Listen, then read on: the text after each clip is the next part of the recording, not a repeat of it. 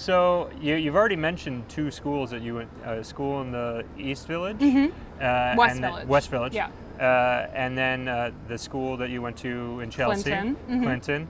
And you told us off camera at some point that you went to LaGuardia as well. Yeah, I went to the Fane School. Yeah, Tell us a what little was bit that about. Well, I'd like to know about all of them, honestly. But Sure. Well, let's start at the beginning. I went to the John Melser Charette School, which is known by PS3, and then even more informally was known as the Hippie School. Oh. And it was a really cool elementary school that, like, all the teachers would be called by their first names. This was in the 90s. A lot of our teachers were gay, I remember, and they would openly be talking about adopting a child or having a child, and like it was always something that we were around.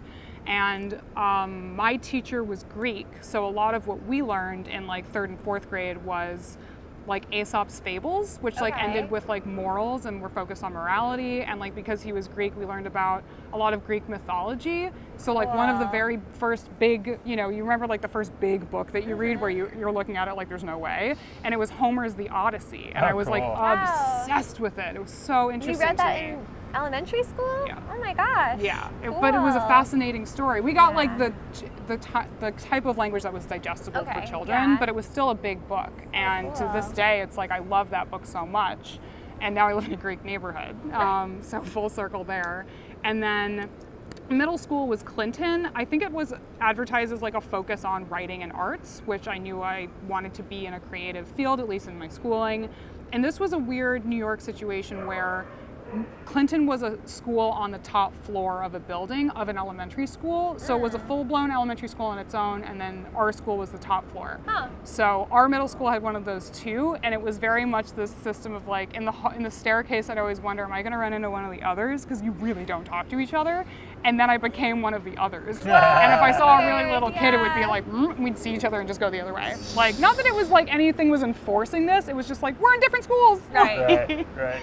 Like one of us is wrong here. Yeah. Right. So Clinton's where I got lost on the subway, but it's also where I learned the subway. And that was only a short 3 years, thank God. Middle school is not a fun time for anyone. If it is, get them on this podcast because I want to hear what this is about.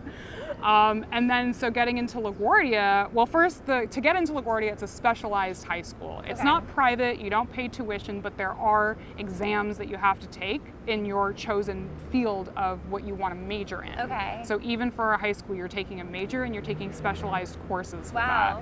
So I wanted to major in art, and the test involved taking your portfolio, which is whatever art you want to show off. It can be in any format. I tried to do as many mediums as I could in terms of drawing and painting, like charcoal, watercolor, pencil, like anything flat on paper I was good at, but no sculptures really.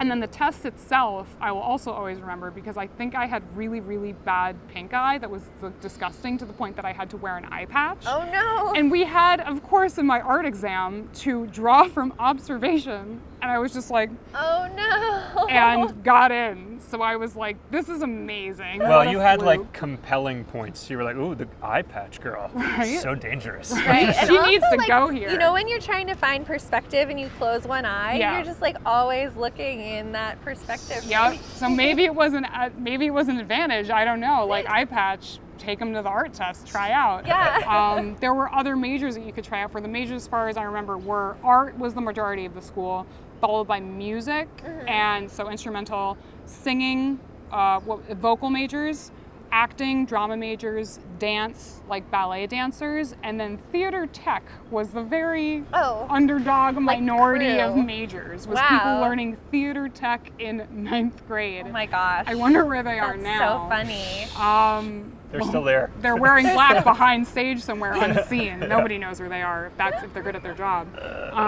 So yeah, going to LaGuardia was such an amazing place because everyone was passionate about something.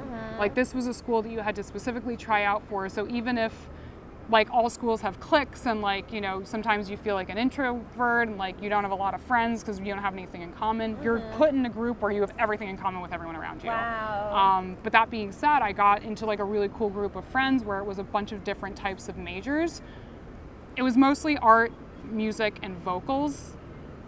drama was their own clique and dance kind of hung out with the other dancers because like what am I going to talk about with a dancer? I don't know. Like it's not, at least at the time it was, they all ate lunch together. Right. So that's who got close. It seems like when people are doing like something physical like that together too, it puts them in their own little camp. Like it's not just that you're speaking and like your language is different, but like the way that you're moving yourself around or something, like it makes me uncomfortable sometimes to be around someone that's a dancer. That's how I feel about actors. But with like drama majors, it was always like, you know, let me explain, and then they'd get up and like do it. It's like, okay, I get it. And as you get older, you can like appreciate those things as like characters, but when you're a teenager, you're like, I don't know, am I supposed to do that? I don't want to do that. That's different. Yeah. So, but it was a great school, and like it really hones in on like different types of art. Like I was doing nude figure drawing. Like I was drawing nude people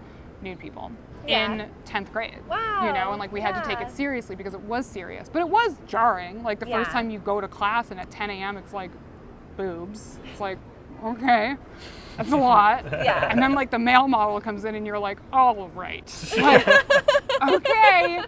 There it is. Right. And it's just like, this is what I literally tested and hoped to get into. Right. So I did a lot of that in college afterwards. It was like, I really leaned into it. What was the student reaction to that? Like, was it giggling and, or not, I mean, giggling, not in the room, but or like after class? Like after class, I mean, after class it would always be, I mean, I feel like the true like students who were looking at it as a craft is like, we all had our favorites. We all had like the models that we looked forward to. Larger women, we were like, it's gonna be a good day, so much to draw, so many beautiful curves and lines and like stuff going on. If it was like a thin dude, it's like, what are we gonna do here for 3 hours with this guy? So like, but like then there were the Snickers or something, or like sometimes someone would have something physically on them that maybe we hadn't seen as younger people and like not understand. Like some people would have bruises if maybe they were diabetic or something. So just like there's a lot physically that you're exposed to that you then unpack with your friends. Right. Yeah. But nothing like really jarring or anything. Like it really, I appreciated seeing so many different types of people because the models were really like a reflection of the city. And then sometimes you'd see them on the subway. Like that would happen in college a lot because I went to college in the city at SVA and a School of Visual Arts. And like I would recognize my models sometimes, but not know where they were from. Right. Like, you know, when you totally know you know someone and you're like, but where? And then they'll mention it and you're like, right, I remember it. But like, because you have your clothes on, I'm like, who are you? Yeah, exactly. You're like, but I couldn't see your You're rear weird mole. I remember you. Right. Yeah. Like, except for this one woman who had pink hair, and I would always be like, that's her. Was she a bigger woman?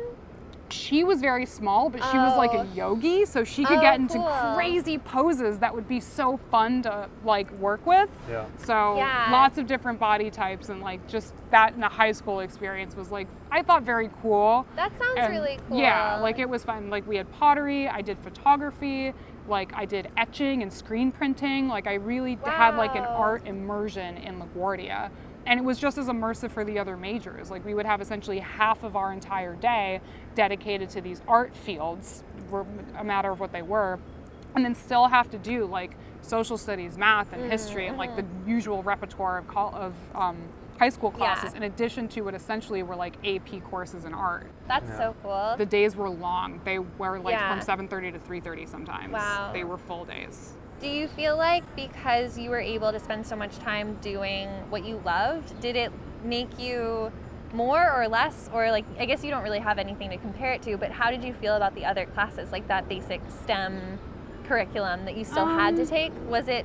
I didn't do well in math. Like math, if I could have dropped it entirely, I would have. But I did look forward to like social studies. I really loved because there's so much art in social studies. There's so like learning about artifacts and learning about like tapestries and different statues and like historical references. It's like that's all art history actually.